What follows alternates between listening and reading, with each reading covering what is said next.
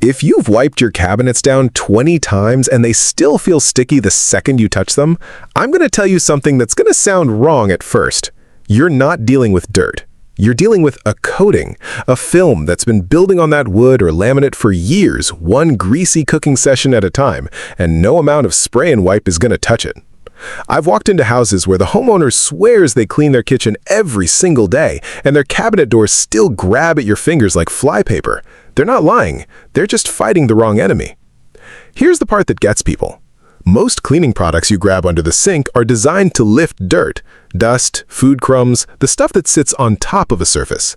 But what's on your cabinets isn't sitting on top anymore. It's cooked in. Every time you fry something, boil pasta, or even just run your stove on high heat, you're sending a fine mist of oil into the air. That oil doesn't just disappear. It lands on every flat and vertical surface in your kitchen, and over months, it polymerizes. That's the same process that turns cooking oil into that hard amber shell you see on the inside of an old frying pan. On your cabinets, it doesn't get hard exactly. It stays tacky, semi-cured. That's the sticky you're feeling. I learned to spot this the hard way on a house call maybe 15 years ago. Woman had scrubbed her cabinets with dish soap for an hour before I got there, trying to get ahead of the job. Doors still felt like the inside of a movie theater floor. She was convinced her cabinets were just old and worn out and needed to be replaced. They weren't. They just needed the right chemistry, in the right order, held on the surface long enough to actually break the bond. 10 minutes. That's genuinely all it takes once you know what you're fighting and what tool actually beats it. So before you spend another Saturday scrubbing in circles with a rag that's just moving the grease around instead of removing it, let's talk about what's actually happening on your cabinets, why the stuff you've already tried hasn't worked, and the exact method that gets them clean. Not just clean looking, but actually clean. The kind where you run your hand across the door and it glides. Problem. Walk up to your cabinets right now and touch the ones nearest the stove. Not the pantry door on the other side of the kitchen, the ones directly across from or beside your range. That's where you'll feel it worst. A slight drag under your fingers. Sometimes it's barely noticeable until you press a little harder and suddenly your finger sticks and pulls like it's touching tape residue. On painted cabinets, you might also notice the paint looks slightly duller there than everywhere else, almost hazy, even though you can't see any actual dirt. That's the part that throws people off. It doesn't look dirty. There's no visible grime, no streaks, nothing that jumps out and says, "Clean me." That's exactly why it gets ignored for so long. People associate cleaning with visible mess, a coffee spill, a smudge, a fingerprint. A sticky film has no color and no texture you can see from 3 feet away. You only find it by touch. And most people don't go around touching their cabinets on purpose. They notice it by accident, usually when they're putting groceries away and brush against a door and think, "Huh, that's weird," and then forget about it until the next time. By the time someone finally decides to deal with it, the buildup is usually months old, sometimes years, and it's not evenly spread. The cabinets flanking the stove take the worst of it because that's where the oil mist originates and settles thickest, especially on the underside of any cabinet mounted above the range. That surface almost never gets touched during normal wiping because you can't see it without bending down or looking up at an angle. I've pulled my hand back from up there covered in something closer to a light varnish than dust. Handles and pulls are the other spot people underestimate. Every time you open a cabinet with slightly greasy fingers, and your fingers are almost always a little greasy in a working kitchen, you're adding a thin layer to that hardware. It compounds fast because it's a high-contact surface. A cabinet door might get touched a few times a day. A handle gets touched every single time that door opens, which on a busy cabinet could be dozens of times before you even notice anything's off. That's why handles often feel worse than the door itself, even though people rarely think to check them separately. Why it happens. Reason. Grease on a hot stove doesn't behave like grease on your hands. When oil hits high heat, some of it aerosolizes, turns into microscopic droplets suspended in the air, way finer than steam, fine enough that you don't see a cloud or smell anything unusual beyond your normal cooking smell. Those droplets travel on air currents, and cabinets near the stove are sitting directly in the path because that's simple physics. Closer surface, shorter travel time, more particles landing before they can disperse further into the room. Once that oil lands on a cabinet's surface, it starts a slow chemical change called oxidation polymerization. I know that sounds like a textbook term, but here's the plain version. Oil molecules react with oxygen in the air over time and start linking together into longer chains. This is the same reaction that makes linseed oil harden into a protective coating on wood furniture. Except on your cabinets, it's happening uncontrolled, in a thin, uneven layer mixed with dust and cooking residue instead of being applied cleanly on purpose. The result is a film that's partially cured, not liquid anymore, but not hard either. It sits in this in-between state that feels tacky because it genuinely still has some flow to it at a molecular level. That's the sticky you're feeling. This is also why the problem gets worse with heat and humidity, which is why it's often more noticeable in summer or in a kitchen that runs warm. Warmth softens that partially cured layer slightly, making it grab more. Then it firms up again when the kitchen cools. Over enough cycles of that, dust and airborne particles get trapped in the tacky surface and stick there permanently, which is part of why an old, sticky cabinet often looks slightly gray or dingy even after a wipe down. You're seeing dust that got glued in place by the grease underneath it. The other habit that speeds this up, and I see it constantly, is people wiping cabinets with just a damp cloth and calling it done. Water alone does almost nothing to oil. Oil and water don't mix. That's basic kitchen science everybody already knows from watching a pan of water with oil floating on top. Wiping with plain water just pushes the film around and spreads a thin layer of it slightly further, which can actually make the surface feel worse afterward because now it's spread evener and thinner, harder to spot, but still there. Common mistakes. Mistake 1. Scrubbing harder instead of changing the chemistry. This is the most common thing I see, and it makes sense on the surface. If wiping isn't working, wipe harder, right?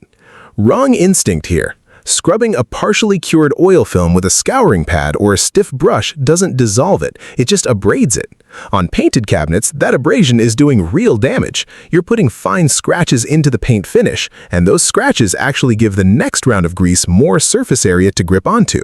So you end up in a cycle where each aggressive cleaning session makes the cabinet slightly rougher, and a rougher surface holds grease faster than a smooth one. I've seen kitchens where you can tell exactly which cabinets get scrubbed the hardest because they've gone slightly matte and rough compared to the ones left alone. And ironically, those rough ones are always the stickiest again within a couple weeks. Mistake 2. Using straight vinegar or lemon juice because it's natural. I get why people reach for this. Vinegar has a reputation as this miracle cleaner that cuts through anything, and it does work great on mineral deposits, hard water spots, soap scum, that kind of thing. But vinegar is an acid, and acids are not what breaks down oil. What actually breaks down oil is a base, or a surfactant that can surround oil molecules and lift them off a surface. That's literally how dish soap works, and it's why dish soap exists as a separate product from vinegar-based cleaners in the first place. Straight vinegar on a greasy cabinet mostly just sits there doing very little to the oil itself, and on some finishes, especially certain painted or lacquered cabinets, the acidity can actually dull the finish over repeated use. People think it's working because vinegar smells strong and clean, so it feels effective. But smell isn't the same as results. If you touch the cabinet an hour after a vinegar wipe down, more often than not that stickiness is still right there. Mistake 3. Spraying an all-purpose cleaner and wiping immediately. This one's about timing, not the product itself.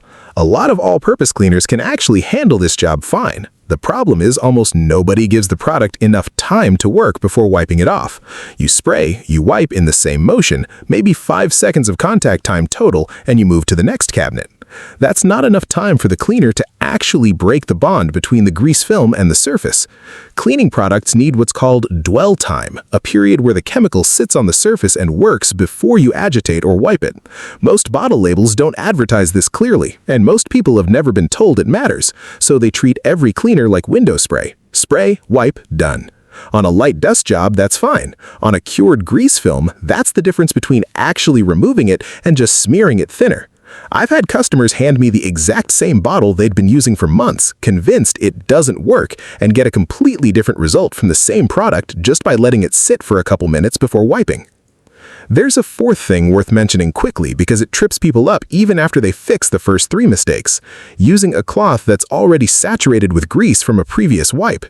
If you're using the same rag across 5 or 6 cabinet doors without rinsing it, you're eventually just redistributing old grease from door to door instead of removing anything. Sounds obvious once you hear it, but almost nobody rinses their rag mid-job. All right, here's the actual method. This works on painted wood, stained wood, and laminate cabinets. I'll flag the one spot where you need to be careful depending on your finish. Total time is genuinely around 10 minutes per cabinet section once you've got your setup going, and most of that 10 minutes is dwell time, not scrubbing. What you need: a microfiber cloth, 2 of them actually, one for application and one dry for buffing, a spray bottle, dish soap, the regular grease-cutting kind, not the antibacterial gel type, warm water, a soft bristle toothbrush or a detail brush for hardware and corners, and if you want to speed things up on a heavy buildup situation, a small bottle of mineral spirits or a citrus-based degreaser. I'll explain when to use that and when to skip it. Stage 1. Mix your solution. Fill your spray bottle with warm water, not hot. Hot water actually softens the grease film too fast and can make it smear before the soap has a chance to grip it. Warm is what you want, close to hand-washing dish temperature. Add about a tablespoon of dish soap per 2 cups of water. Don't eyeball this heavy-handed and dump in a huge squirt thinking more soap means more cleaning power. Too much soap leaves its own residue behind, and that residue actually attracts dust the same way the grease did, so you end up trading one film for another. Shake it gently. Don't shake it hard enough to foam it up. You want liquid, not suds, hitting the surface. Stage 2. Apply and wait. This is the step everybody skips, and it's the one that matters most. Spray the solution directly onto the cabinet door, enough to see a light, even sheen across the surface, not dripping. Then walk away. Set a timer if you need to. 3 to 5 minutes for moderate stickiness, up to 7 or 8 minutes for cabinets right next to the stove that haven't been deep cleaned in a long time. This is the dwell time I mentioned earlier, and it's doing the actual chemical work. The soap needs contact time to surround those oil molecules and start lifting the bond off the surface. If you wipe immediately, you're cleaning off maybe 20% of what's there. If you let it sit, you're getting closer to the whole thing in one pass instead of needing 3 or 4 repeat wipes. While that's sitting, this is a good moment to hit the hardware with your toothbrush. Spray a little of the same solution directly onto the handle or knob, let it sit for a minute, then scrub gently in the grooves and where the hardware meets the wood. That's a spot that traps grease and grime in a way a flat cloth can never reach. Stage 3. Wipe with the grain, not in circles. Once your dwell time is up, take your first microfiber cloth, damp, not wet, and wipe in a straight line following the wood grain if you're on stained or natural wood, or top to bottom if you're on a painted or laminate surface with no visible grain. Circular wiping motions feel thorough, but they actually just redistribute the loosened grease into a swirl pattern instead of lifting it off the cloth. A straight wipe pulls the grease in one direction and off the edge of the surface, which keeps it moving away instead of smearing it into new areas you've already cleaned. Here's a detail almost nobody does but should. Fold your cloth into quarters before you start and rotate to a clean section every 1 or 2 doors.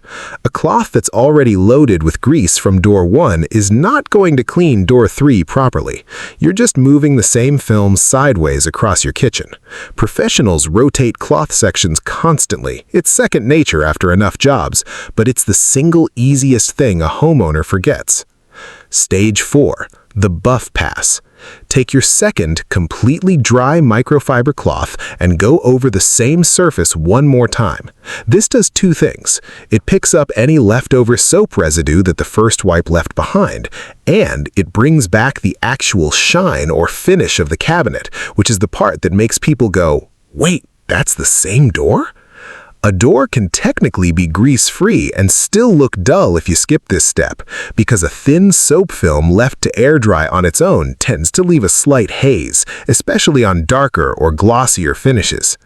For heavier buildup, the cabinets flanking your stove, or anything that's gone years without proper cleaning, if the dish soap alone isn't fully cutting it after one pass, this is where the mineral spirits or citrus degreaser comes in. Apply a small amount to a cloth, not directly to the cabinet, and test it on a hidden spot first, inside edge of the door, bottom corner, somewhere you won't see if the finish reacts.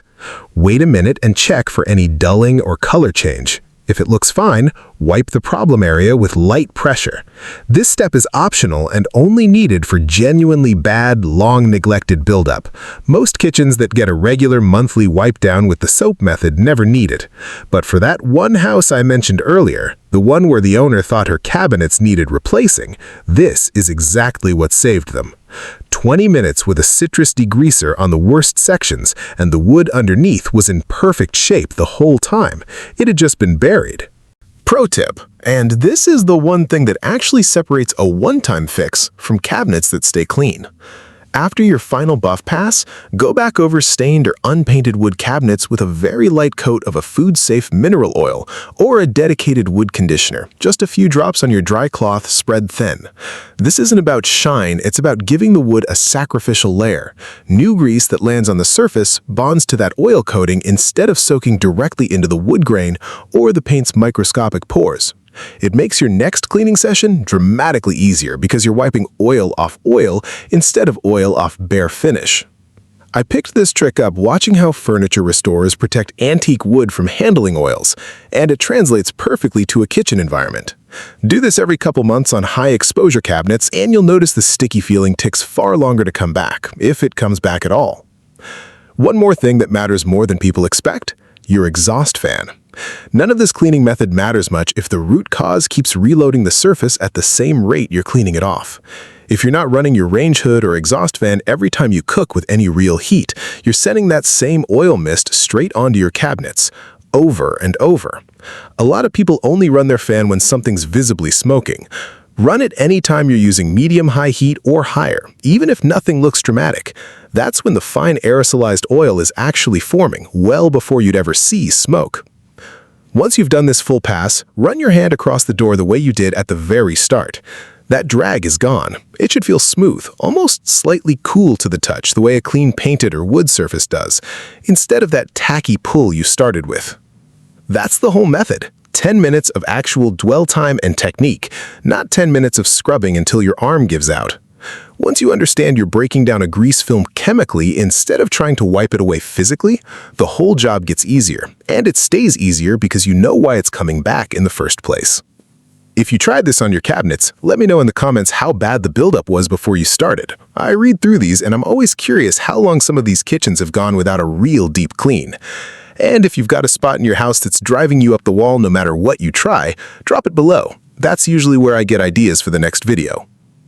If your cabinets came out clean, but your range hood filter or your stovetop still feels rough or gummy, that's the exact same grease film problem, just on a different surface. And I've got a full video on that method. Check it out next because the two problems almost always show up together in the same kitchen. Thanks for watching, and I'll catch you in the next one.